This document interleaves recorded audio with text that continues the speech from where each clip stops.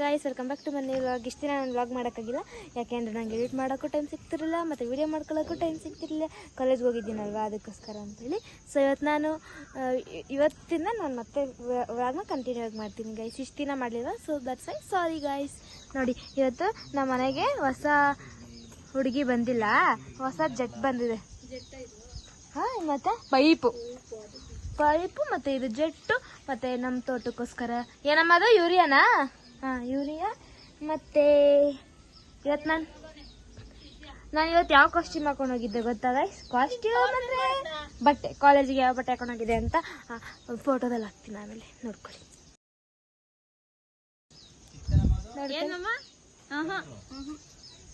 Ready ಮಾಡ್ತಾವ್ರೆ ಅವನು, ನೋಡಿ ಏನೋ ಮಾಡ್ತಾವನೆ.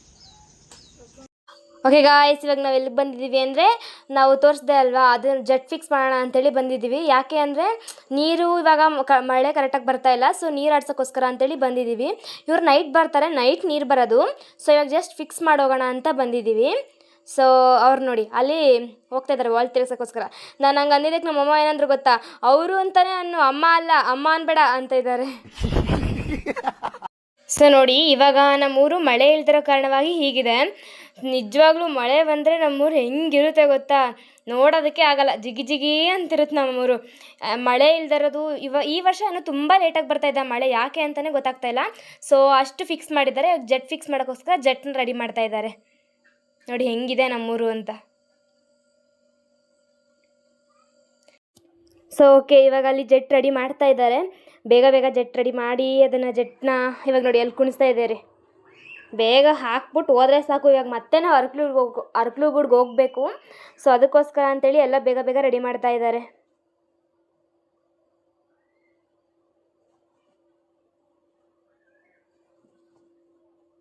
ಸೊ ಓಕೆ, ಎಲ್ಲ ಹಾಕಾಯಿತು. ಸೊ ಇವಾಗ ಹೊರಡೋಣ. ಅಪ್ಪ ಇಷ್ಟೊತ್ತು ವೆಯ್ಟ್ ಮಾಡಿ ನನಗೂ ಸಾಕಾಗಿತ್ತು. ನಾನೇನು ವೆಯ್ಟ್ ಮಾಡ್ತಿರ್ಲಿಲ್ಲ, ಫೋನ್ ನೋಡ್ಕೊಂಡೇ ಗೊತ್ತಿದ್ದೆ. ಸೊ ಆಯಿತು, ಇವಾಗ ಹೊರಡೋಣ. ಗಾಯ್ಸ್, ಇವಾಗ ನಾವು ಎಲ್ಲಿಗೆ ಹೋಗ್ತಿದ್ದೀವಿ ಅಂತ ನೀವು ಅನ್ಕೋಬೋದಲ್ವಾ. ಇವಾಗ ನಾವು ಅರ್ಕಿಗೆ ಹೋಗ್ತಿದ್ದೀವಿ. ಯಾಕೆ ಗೊತ್ತಾ? ಸಿಮೆಂಟ್ ತರಕ್ಕೆ. ಸಿಮೆಂಟ್ ಯಾಕೆ ಅಂತ ಕೇಳಿದ್ರೆ ನಮ್ಮ ಮಮ್ಮಿ ಬಾಯಿಗೆ ಹಾಕಕ್ಕೆ.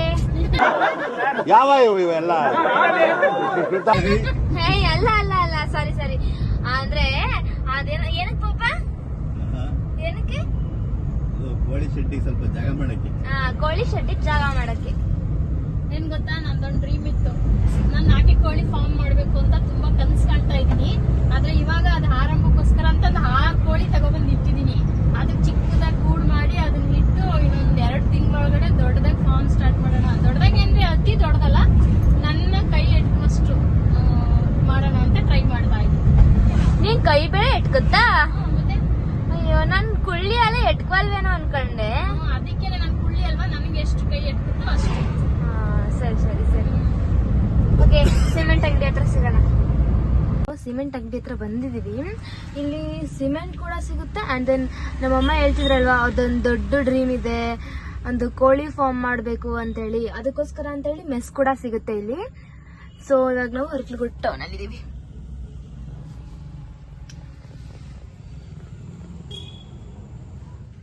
ಸೊ ಅವ್ರು ತರಬೇಕಾದ್ರೆ ಸಿಗ್ತೀನಿ ಗೈಸ್.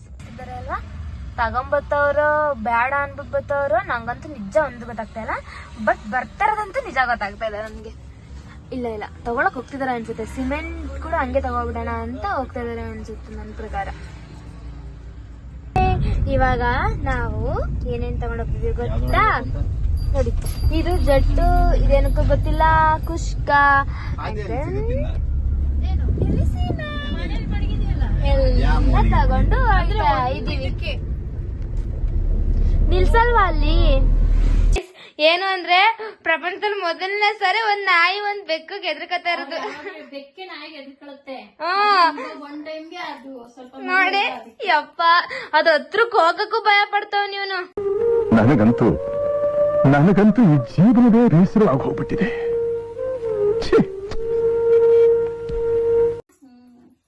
ನಮ್ಮ ಮನೆಗೆ ಬಂದಿರೋ ಹೊಸ ಗೆಸ್ಟ್ ಯಾರು ಗೊತ್ತಾ? ಇವಳ ಹೆಸರು ಸುಬ್ಬಿ.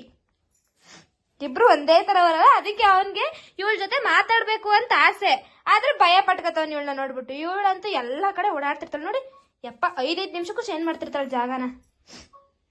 ಮತ್ತೆ ಬೇಕಂತಂದ್ರೆ ಎಷ್ಟಿರ್ಬೇಡ ಇವನ್ಗೆ, ಇಲ್ಲ ಉಳ್ಳಾಡ್ತಾವ ನಂಗೆ. ಓಕೆ ಗೈಸ್, ಇವಾಗ ನಾನು ಊಟ ಮಾಡ್ತಿದ್ದೀನಿ. ಕುಷ್ಕ ಇವನಿಗಂತೂ ಹೊಟ್ಟೆ ತುಂಬಾಗೈತ್, ನಡಿಯಕ್ ಕೂಡ ಆಗ್ದಾರಷ್ಟು. ಹೆಂಗ್ ಓಡಾಡ್ತಾವನ್ ಗೊತ್ತಾ? ನಂಗೂ ಹೊಟ್ಟೆ ತುಂಬಾಗೈತೆ. ಆದ್ರೆ ನೀನು ಉಳ್ಳಾಡ್ಕ ತಿಂತ ಇದೀಯ. ಬರೀ ಇಂತದೆಯ. ಹಂಗೆ ಇಲ್ಲೊಂದ್ ಯಾವ್ದ್ ಮೂವಿ ಅದು, ವಿಜಯದಶಮಿ ಮೂವಿ ಜೊತೆ ಬಿರಿಯಾನಿ ತಿಂತವ್ರೆ. ನಾನು ಬಿರಿಯಾನಿ ಮಾಡ್ತಾನ, ಬಿರಿಯಾನಿ ಜೊತೆ ಕುರ್ಕುರೆ ತಿಂತಾ ಇದೀನಿ. ಇವ್ ನೋಡಿ ಮಾಮ, ಇವ್ನ ಆಚೆ ಹೋಯ್ತಾನೆ ಬಿಟ್ಬಿಟ್ಟು ಸ್ವಲ್ಪ ಹೊತ್ತು ಹೊಟ್ಟೆ ತುಂಬಾ ತಿನ್ನವನೆ.